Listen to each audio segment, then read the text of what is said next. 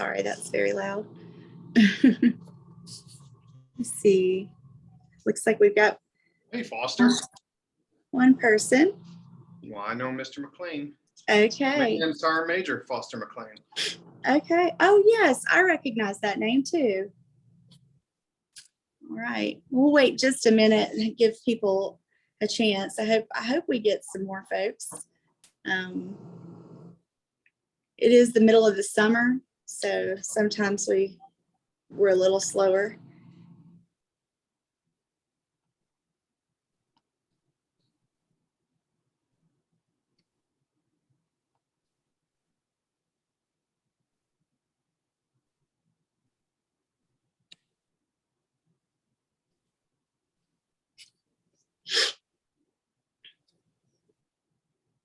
Sort of dead air here. Let me just say hello to you, Mr. McLean. I know you can't talk back to us on this in this particular venue, but we're glad to have you. Hopefully we'll get a few more folks here. Oh, it looks like we've got one more. Ah, good. Hi, Erica. We're just getting started. We're hoping we get some more folks. So I am Dr. Maggie Gainey. I'm the executive director currently of the Mental Health America of Spartanburg County. And we just want to welcome you to our Lunch and Learn series. We have James Mulak here today, who's going to be talking to us about Veterans Treatment Court, and I'm going to have him introduce himself in just a minute. I am going to put a few things in the chat. First of all, the MHA Spartanburg website, which has a wealth of information, and we'll continue to put our lunch and learns and the recorded videos of those on there. So feel free to go and check those out. We also have a donation page because we now have online donation capabilities. So please, if you feel led to support us, we are completely nonprofit and driven by primarily donations. So trying to get education out into the community to destigmatize mental illness is our main mission, and we want to continue to do that. So I will also, if you are interested in continuing education units, I'm going to put a web link in the chat as well, where you can go and select continuing education units and actually purchase your unit. And then you will be contacted by Spartanburg Regional's Corporate Education Office to make sure that that process is complete to get you your continuing education certification for this. So just look in the chat. I'll be putting all that information. I also will put the website for Mr. Mulak and Upstate Warrior Solutions, which is the other organization that he is most closely affiliated with. So, all right, I will turn it over to you now, Mr. Mulak. Thank you, Dr. Gainey. Again, my name is James Mulak, and I am the Director of Warrior Advocacy for Upstate Warrior Solutions. So I'm our organization's lead social worker. I oversee all of our caseworkers in the 5-county upstate. I primarily work out of the Spartanburg office because I live in Spartanburg County, but our headquarters is in Greenville County, and we have offices in Spartanburg, Greenville, Pickens, and Anderson County. And our Pickens office covers both Pickens and Oconee counties, and we also work with the 5 surrounding counties, being Cherokee, Union, Lawrence, Greenwood, and Abbeville. I'm originally from Buffalo, New York. I was born and raised there, and I enlisted into the Marine Corps in 2001 after graduation, and I served 8 years, and then I was medically retired. During my time in the service, I did 2 combat tours to Iraq, and then I was stationed at Parris Island for my second term, and my first term was out of Camp Lejeune, North Carolina, with 1st Battalion, 8th Marines. I was in the infantry, so got to do a lot of fun stuff, see the world, multiple countries. Once I got in the military, didn't really know what I wanted to do because I wasn't anticipating getting medically retired. So I still had this passion to, serve. I wanted to serve my country, couldn't do that anymore, so I wanted to serve my community. I thought the best approach was to transition into law enforcement. So I went to school, got my degree in criminal justice, but I couldn't get hired on anywhere because of my injuries sustained in the military. So went back to school, decided can't serve my country anymore, can't serve my community the way I wanted to, so maybe I can serve my community in a different way. So I decided to go back to school for social work, and I obtained my undergrad degree in social work from Limestone University and my master's degree in social work from Boise State University. I've been doing this now for about 7 years with Upstate Warrior Solution, but I specifically have been involved with the Veterans Treatment Court in Spartanburg, which is the 7th Circuit Court, for the past 5 years. It's roughly 2017 in its upset in when we started it. Sorry. So the purpose of this presentation is to really educate on the process and the qualifications for entry into the Veterans Treatment Court program, and what qualifies a veteran to enter the program and how to become a mentor in the program. So first thing, Greenville started the first one in the Upstate for us anyways, with the 13th Circuit, and they cover both Greenville and Pickens counties. And then back in 2017, Spartanburg was the second one to be established through the 7th Circuit, and that covers Cherokee County and Spartanburg County. We are currently— James, I'm just going to interrupt you for just a second. I completely forgot to mention, if you have questions throughout the presentation, please put them in the chat or in the Q&A box, and I'll be monitoring that the whole time. He definitely welcomes your questions and would like this to be interactive. So yeah, sorry, I should have mentioned that. Yeah, I don't want to be death by lecture, so if you have any questions that pop up, please let me know. And a side note, I just had knee surgery Monday, and since I was traveling today, I couldn't take my pain medication. So if you see me wince, that's why. Still dealing with it. I got a full leg brace on, but other than that, I am all good. So yeah, 7th Circuit. We're in 7th Circuit. What I primarily work with, 13th Circuit covers Greenville and Pickens counties. 8th Circuit is Abbeville, Newberry, Lawrence, and Greenwood. They do a little differently for us.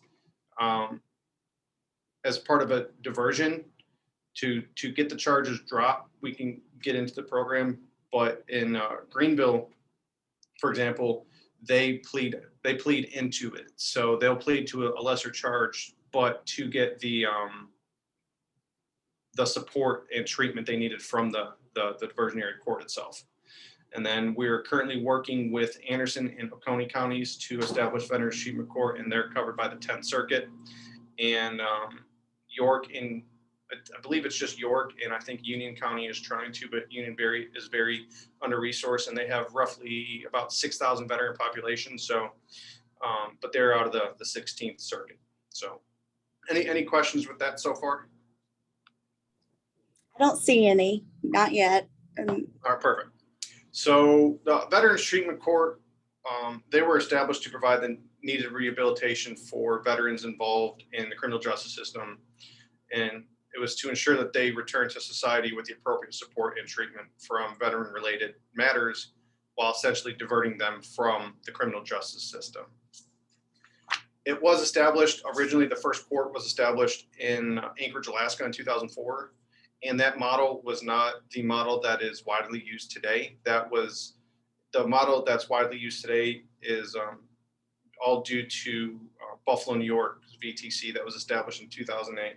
And that's the most widely used one. So the program, it's established to provide targeted intervention for military veterans who have returned home from combat and have failed to integrate into society. Something happened in the military. They didn't quite get the services they needed in the military. And once they came out, they ended up getting in legal trouble. And we're trying to prevent that, because if they should have received treatment within the military, would this have happened otherwise?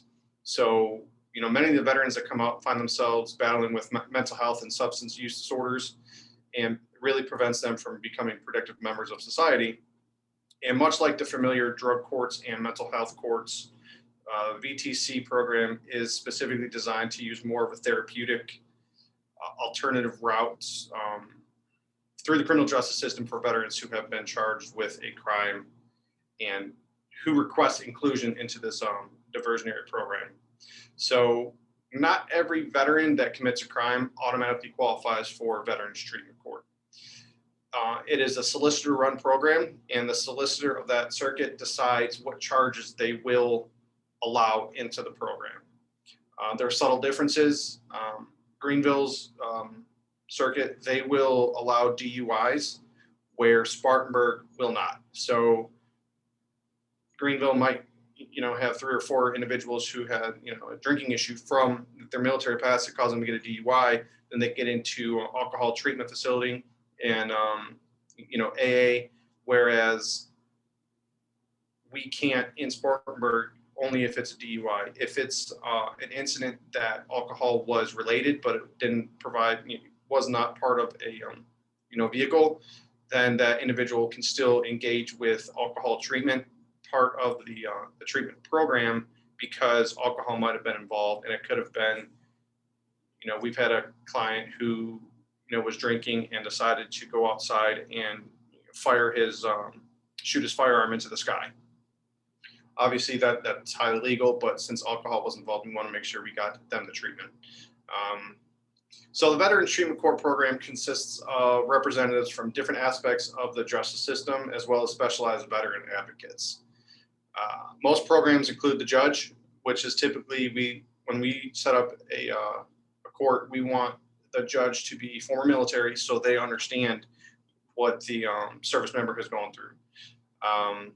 The solicitor and a veteran justice outreach coordinator, who is a VA employee who only specifically works with justice involved veterans. So for our area, we have one right now. The VA is trying to hire a second one because of how many veterans are currently involved with the judicial system. But they are in contact with all veterans that go into the detention facilities and interview them. And she is our first line of defense when it comes to potentially getting them into the Veterans Treatment Court. Most programs are funded. Some are run voluntarily. The both of ours are both volunteers. So we have volunteer judge, the solicitor volunteers his time, and obviously our mentors. And the only other one that is obviously it's paid is our veteran justice outreach coordinator, because she is a VA representative. So she's responsible for meeting the veteran earlier in the detention facility or when they've been released. Primary job is to reduce the criminalization of mental health problems and otherwise reduce criminal justice involvement among veterans. And that's really the crutch of what Veterans Treatment Court is veterans who do have undiagnosed mental health disorders or diagnosed mental health disorders that never actually received the treatment required in the military. And then once they got out, it just went untreated, and then they find themselves in trouble with the law. And our biggest thing is to make sure that we do not criminalize them because they have a mental health disorder, and we try to get them the treatment needed and required to make sure that they, become better productive members of society.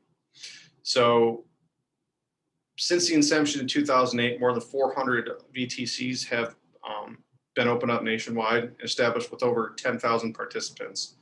All VTs operate, again, slightly differently, but the overall program model does stay the same. The solicitor's office and the team of justice professionals work with the office. They all decide who is eligible for the program, and they tailor the program to that individual specific needs, depending on what their the crime was committed. So for Spartanburg, we have the judge, we have the solicitor, we have the VJO, we have the mentor, which is a veteran. I've been a mentor now pretty much every year. So I've mentored a participant every single year. And Upstate Warrior Solutions requirement within the program itself is also provide case management to those veterans that are currently in the Veterans Treatment Program. So all the participants, they receive an individualized service plan. It tailors the program to fit that need with specific guidelines. If it's alcohol related, they're going to go through alcohol classes. If it's drug related, they're also going to go through drug classes. Every single week, they do randomized drug testing, and they do test for all the drugs and alcohol consumption. During the time they're in the program, which is a year long, there's zero tolerance policy for both alcohol and drug usage. They're also required to go to many classes if the crime committed is due to a battery or assault charges, they do have to go through battery classes, which I think is 26 weeks long. It is a very aggressive 1-year treatment program to rehabilitate these individuals to make sure there is no recidivism at the end of it. So at the end of the year, they pass everything. The team huddles up with the judge, and we all decide whether or not we feel the participant has met all the requirements for graduation. And it is no sooner than 1 year. And we've had a participant stay in up to 18 months because they had some hiccups along the way. We try to do our best to not give up on any of our participants because we understand how strenuous the program can be. It does cost. All of our participants, once they enter in part of their bond, they automatically go on home detention. So they are GPS tracked and monitored. The goal is to get them employment or get them employed so they're constantly they're filling up their time. They're not sitting at home.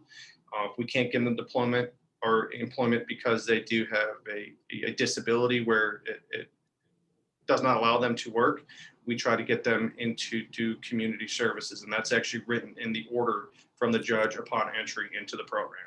So James, I have a quick question. Mhm. Where are the treatment services typically provided?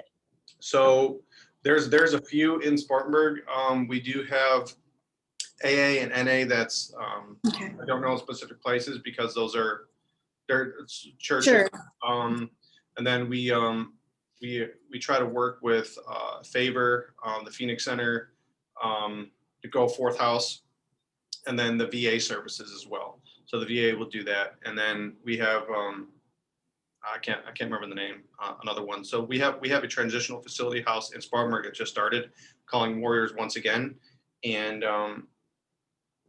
if we can get participants that are in the VTC program into that transitional house during that time, we're going to try to bring in some programs in there as well to get the AA, NA, or whatever their needs are, along with the drug testing and all that stuff. So, does that answer your question? Yes, it does. Thank you very much. So, and that's really the VA is responsible for setting up the treatment plan. That is their responsibility, whatever's going to work for them. And again, it all gets agreed upon with the solicitor, the judge, the mentor, and the individual. And also, if there was a victim from the crime, they also have to agree. So again, not all crimes are victimless. Anybody that with a victim was involved, the solicitor does have to discuss the treatment program with the victim, and the victim does have to approve it, because again, at the end of the year program, if they graduate, they get the charges are completely dropped and they don't have a record. They're not on the record. So it all depends on the victim allowing that individual really getting into that program. So far, I think we've only had one participant out of the 40 plus participants we've had in the past 5 years that did not agree to it because they felt that they deserve to be charged and not to have walk away scot-free. Again, it's very fair, but most of the time individuals understand or try to understand or relate to what that veteran is going through, and they just want them to be able to get the treatment they deserve, and are more than willing to allow them to go into it once they kind of hear what the program parameters are and the strenuous and what's really involved with going through what they're going to be involved with that year. It's not easy. They got to attend 3 classes minimum a week. Even if they are working full time, they still have to do 2 to 4 hours of community service every week, randomized drug testing, and home detention. Are the classes through? So the battery treatment program is through the court, so that's obviously that they have to pay for that as well. They have to pay for the GPS ankle monitoring every month, and everybody is pretty much going to be on an ankle monitor roughly 2 to 3 weeks prior to them graduating. So it does cost. There is a financial piece to it, only because what's required. And again, not everybody agrees to it. They're like, no, I'll take my charges. I'll take my misdemeanor. I'll try to, get a lower crime. I'll just have it on my record. But others are like, I can't afford to have those charges stick. I need to do this. And so far we've done good. Again, with the 40 plus we've had, I think we've only had one graduate get in trouble and go back. And that's obviously, we want zero. We want, 100% across the board, but we also know that's likely not going to happen. That's not realistic, but we're doing very well with our recidivism rates of our participants not engaging back in, illegal stuff and not going back to jail. We have participants who enroll in school and, finish their degrees while in the program and are off doing great things and are even coming back and being mentors for program participants. Those guys and girls, they know what it takes. So it really helps having them there to say, no, it stinks. It's not fun. It's not easy. But look at the alternative. You're looking at 3 to 5 years because of your charges. Do you really want to do that? You have a wife, you have kids. You want to throw it away because you can't, get better. So it's having that strong mentor there for them really keeps them in line. And that's what we look for. So does that answer your question? Sorry. It did. Sorry. I hope it didn't throw you off by asking. No. Again, I'm clear myself. I like conversation with it. Okay. I've been doing it for so long. It's kind of second nature at this point. So again, I've been working with them for 5 years now, and a lot of veterans that we see just fail to conform to societal standards. And you spend so much time learning how to be in the military, learning how to do the job, learning how to be an airman, a sailor, a soldier, a Marine. And you do that for so many years. And then when it's time to get out, they give you a week of, hey, let's figure out how to be a civilian again. I have no idea how to be a civilian again. Mm-hmm. So they really struggled, that transition. And then they have that camaraderie, that brother and sisterhood in the military with like-minded individuals who are all there for the right reasons. And then they lose that, the next day, and I call them they're little puppies. They just don't know what to do with themselves. Yeah. And they may have flourished in the structure of being in the military. Yeah. And then coming out is such a huge adjustment. Right. So. And then having the opportunity to engage with mental health treatment in the military to getting out, and you don't have that insurance anymore. It's all gone. So now there's no treatment available. And then they got to realize what it's like to be in the civilian world with trying to navigate that system. It's difficult for a lot of individuals, and they struggle to transition, and they act out and they make decisions that aren't good, and they get in trouble. So we're here to hopefully curve them back onto the right path, and that's great. Get them where they need to be. So again, as a result, though, many veterans fail to adjust when they enter society, and it's very difficult for them to cope with. So I know you're not a rep of the VA, but I guess I've always wondered why that, and there's probably many reasons for this, but why folks who come back home aren't immediately hooked up with the VA outpatient center. Because so that's a great question. So that's a really interesting question. So we'll go back to World War I, World War II, Vietnam era veterans. Veterans who did their time. They leave home and then they go back home, and then they have that community. Now, granted, all this wasn't established back then, but you have veterans who lived in that community that came back to that community. Nowadays, that isn't happening. Again, I'm from Buffalo, New York. I never moved back to Buffalo, New York. I stayed in the South, and that community that you didn't have a community to go back to, you kind of like are trying to create your own roots. Well, my wife is from here. She has her family, but that's not, until later on that really grows into your family. Is you kind of feel isolated and no one there to understand. And a lot of the time, even if you do go back, during, individuals who have seen, significant amount of time in combat, unless you've been in combat, you don't know what that individual went through, is going through, and how they're coping with it. So they completely isolate themselves, and that's just a concoction that is very detrimental to their mental, physical health and their overall well-being. So, and then, the other side is, because the military doesn't teach you about that getting out. You'll go to a week and you'll this is how you write a resume. This is how you do in an interview, because they don't know, hey, you need to establish the VA. That was how it was when I got out. Now, individuals will actually get linked up and apply for their benefits before getting out of the military. Okay. Once they get out, then they'll already have their rating.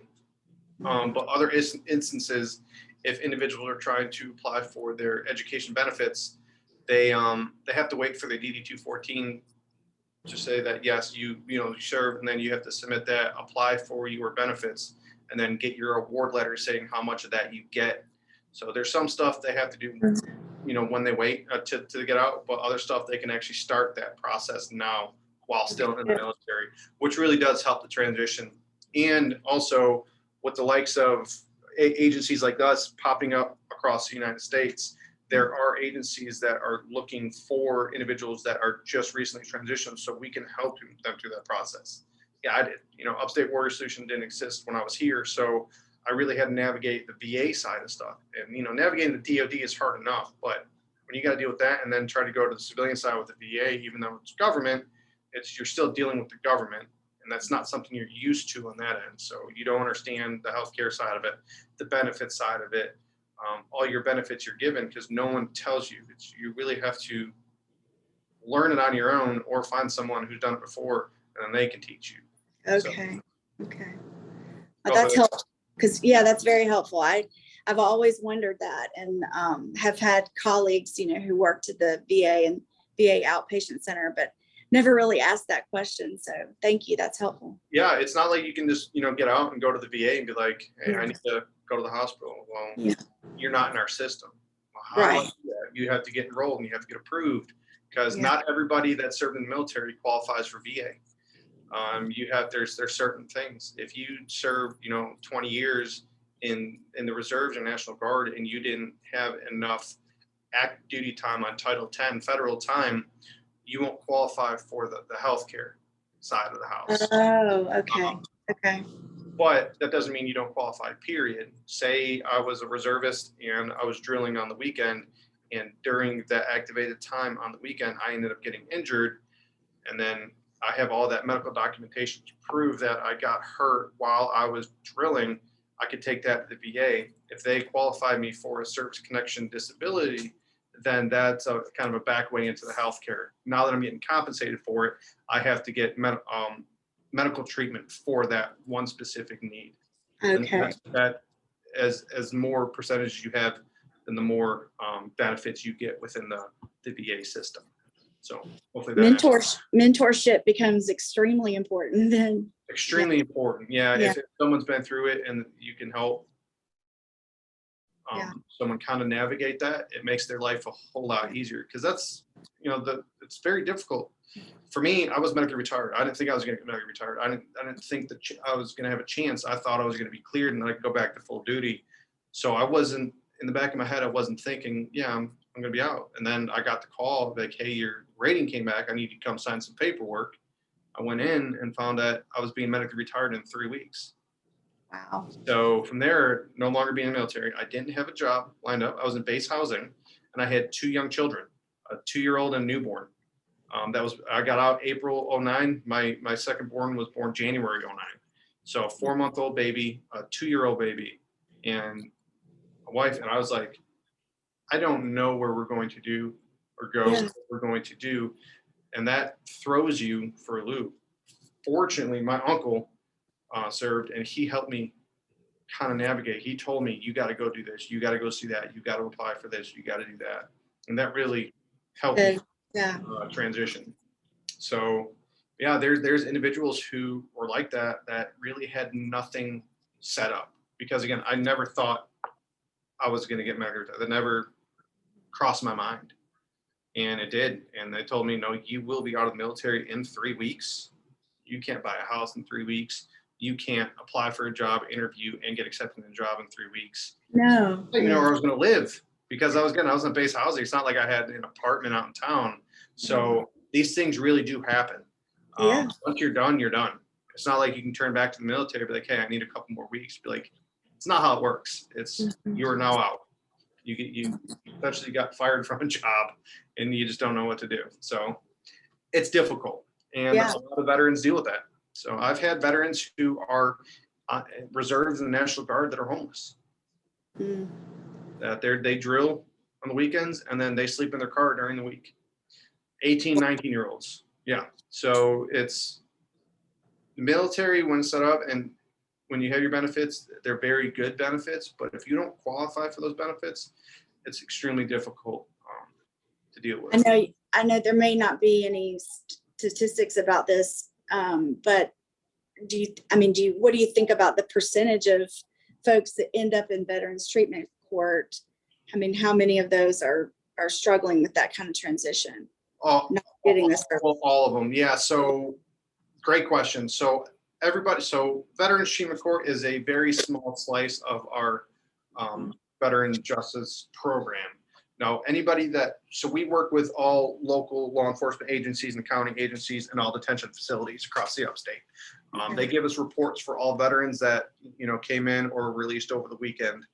And we have those MOUs signed with them so we can coordinate that, because we want to make sure that veterans stay out of jail. That's the big thing. And how can we get them treatment? Veterans Treatment Court is very specific to not everybody qualifies, because it needs to have you have to prove that something happened to you in the military and that you did not get the service treatment needed or required prior to getting out. So if I got somebody who got arrested for fraudulent checks, even though they're a post 9/11 veteran, how showing fraud on a check, how can you relate that to your military history? But so a lot of the time we see a lot of anger issue stuff. We do get a lot of CDVs, which is extremely unfortunate. And I hate that the majority of our participants are criminal domestic violence, because they have PTSD and they have drinking problems and they don't know how to cope, and they take it out on their partner. Yeah. And on the flip side, that's very difficult to get mentors to work with those individuals, because not a lot of people want to mentor people who beat on their spouses. Sure. But the court itself the treatment itself is specifically focused on those individuals, the ones that need the most treatment, who need the mental health, the drug addiction stuff, the alcohol addiction stuff. Those are the ones that unfortunately we look for, because they're the ones who saw incredible amount of combat in the military, that lost so many guys, that never learned to cope with it at a very young age, 18, 19, 20 years old, seeing that amount of, seeing what another man can do to another man in a foreign country, and you just don't know how to deal with that. And, your brain rewires itself, and you're constantly on edge. You're constantly lashing out because you're angry. You may have survivor's guilt. You may have caused somebody to get killed because you made a mistake. There's a lot of things that we don't know. What happens in combat, it's split second decision, and one second you're talking to your buddy, and the second you're trying to keep them alive, or they die in your arms. And that's a lot for an 18, 19, 20-year-old to deal with. And they come back into a society that they don't have someone to turn to, and they just drink themselves into a stupor, or they're using drugs to cope with what they're feeling, and they're not getting that treatment. And those are the ones that end up getting, though they need the treatment. So unfortunately, those are the ones that we get. But it's also unfortunate because people don't want to mentor that, but they're the ones who need the treatment the most. So it's, it's a catch-22 there. It's very difficult to find mentors for individuals. But again, not all of them are that. Some are just, possession charges. We had an individual who was in possession of a legal firearm, which he bought from a third party. Well, it turned out that he bought it. Well, it was stolen. He didn't know that, but he had drugs on him. So he had the, illegal weapon charge and the drug charge. Obviously, when it comes to rehabilitating with the drug charge, or a firearm charge, it wasn't used or anything. He had a concealed permit carry. He had it on his body. It just found out that it was a stolen weapon. You really can't rehabilitate someone for that. But the fact that he had methamphetamines on him, he was engaged into a drug treatment program and Narcotics Anonymous and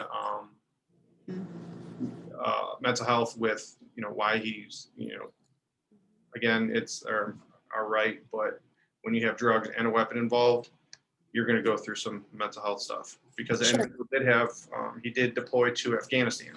So stuff like that. And then we had resisting arrest because they were drunk.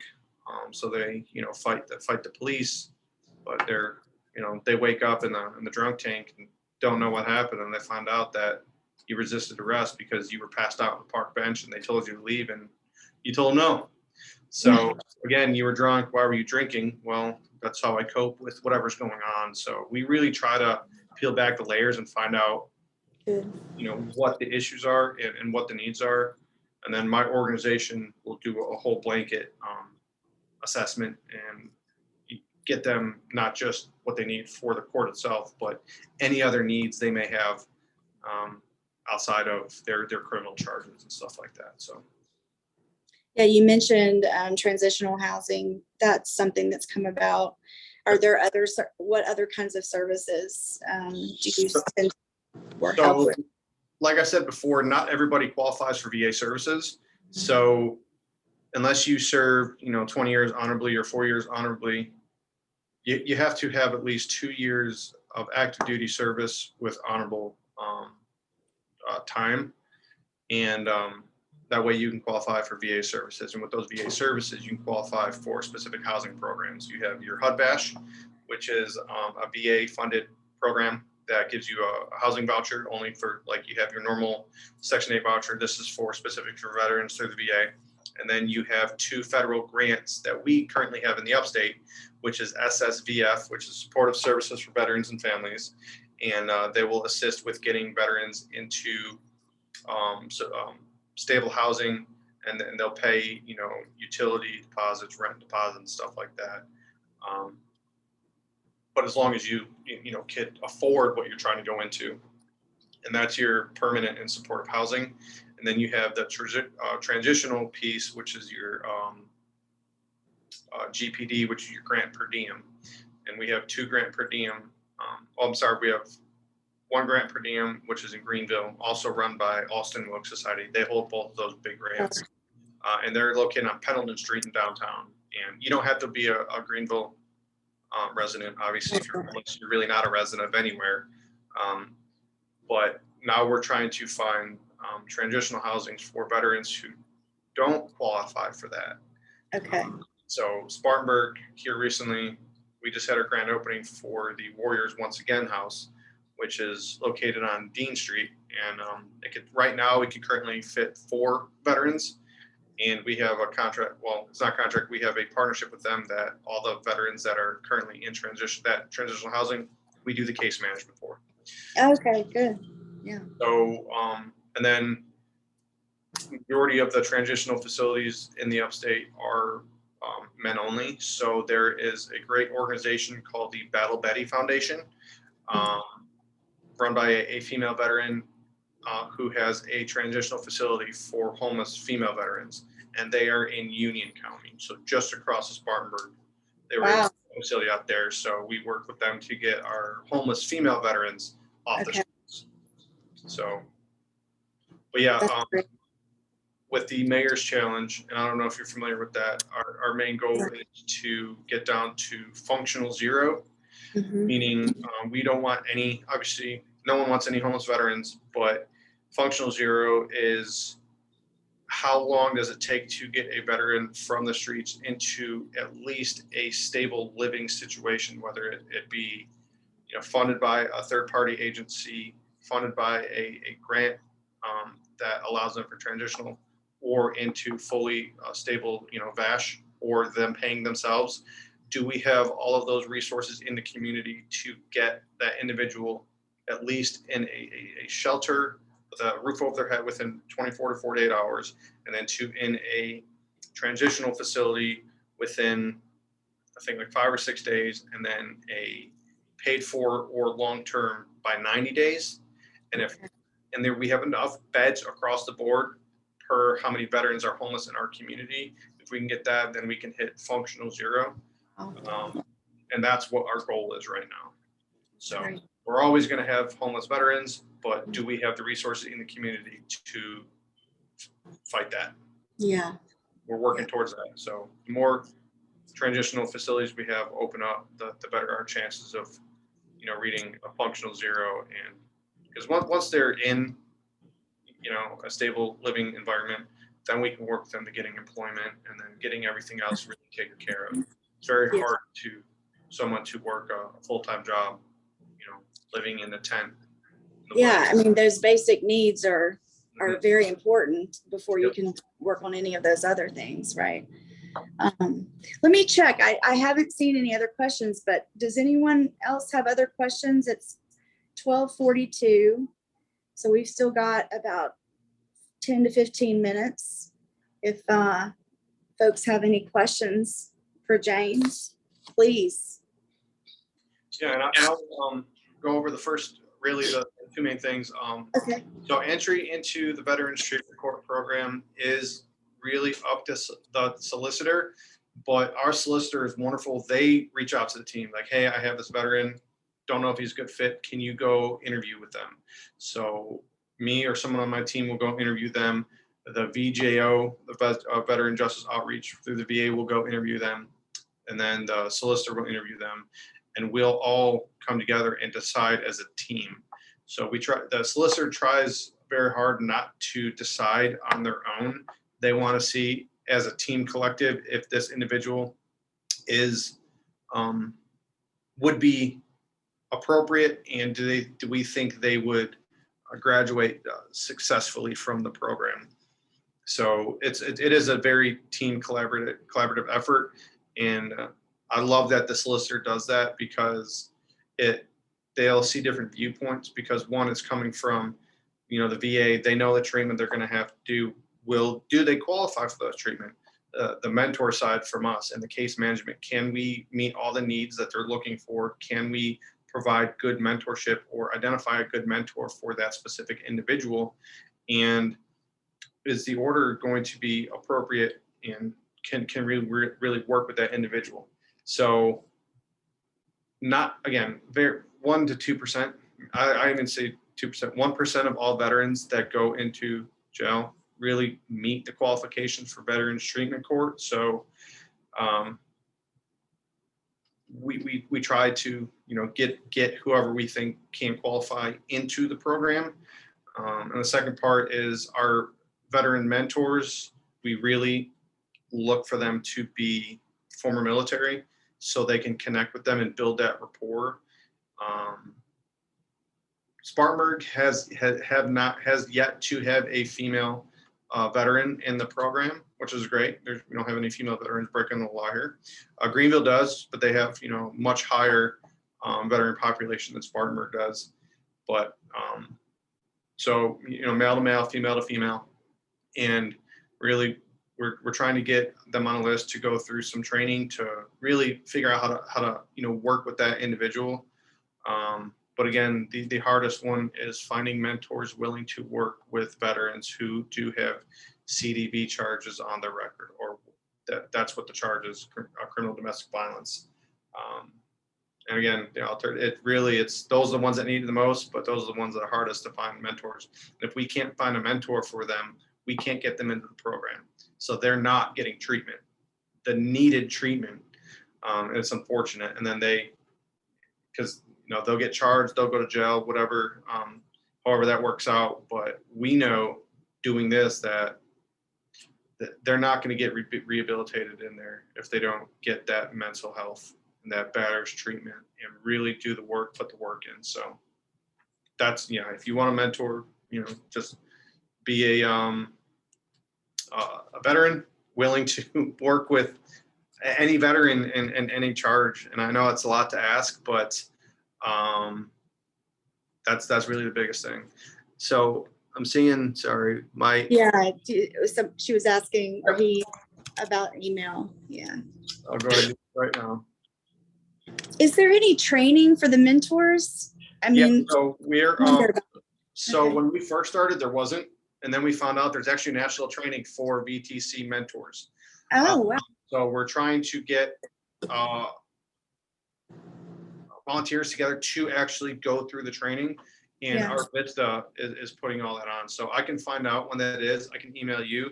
Yeah, then, I'd like to know about it. Send that out post this presentation of who can. But yeah, we're really starting, because again, we do get some like, I just want to volunteer, I want to be a mentor, not really knowing what they sign up for, and they're like, I can't do it. Like, it's because it's a lot. That mentor's got to be the most contact with that individual. You're talking with them minimum 3 times a week. You're keeping on them. It's like definitely big brother, big sister, tough love, but also you're there to build them up. Like, I know it sucks, but you really want to go to jail for 3 years? Like, you can do this. Yeah. I try to tell everybody, pretty much everybody that's been there's been shot at, like, come on, you've been shot at. You can't go to 3 meetings a week. Can't be that difficult. Right. So you try to put a lot of stuff in perspective for them, and it's better than the alternative. You're looking at 3 to 5 years. Do you really want to throw it away?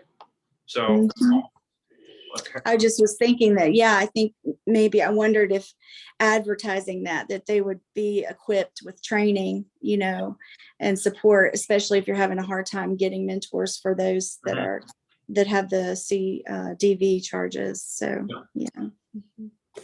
Let's see if there's any other. Oh, looks like there might be. Let's see. Oh, no, that was you responding to, and I don't see any other questions. Are there any other questions either in the chat or the Q&A? Was there anything else that you wanted to share with us, James? I think I will say, Veterans Treatment Court is very near and dear to me. Going through grad school, I did, research on it. My internship, I was at the public defender's office. I've seen both sides of, seeing the criminal charges, but also seeing alternative and getting our veterans rehabilitated appropriately. The military does a great thing to, teach, men and women how to go to war, but they don't teach them how to integrate back into society. I'm that product. I did 8 years, and then I got a week of, hey, this is how you build a resume. This is how you engage in an interview process. But I have no idea how to be a civilian again, because the past 8 years I was learning how to, as an infantryman, go fight in war. Yeah. So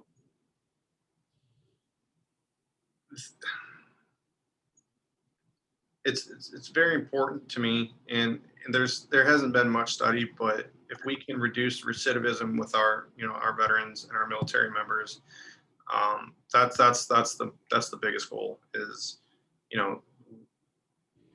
again, I'm partial, but I think these guys and girls probably deserve most to have a second chance, because they've given so much, and they just they messed up. Everybody messes up every now and then, but if we were responsible in the military to get them that treatment, and we failed them there, then it's definitely our responsibility to ensure they get that treatment when they come home. This country's turning a little crazy right now. There's a lot of stuff going on, a lot of mental illness, and we have to make sure that we're there for these men and women because again, the alternative is you have highly trained men and women to go out and do some bad stuff.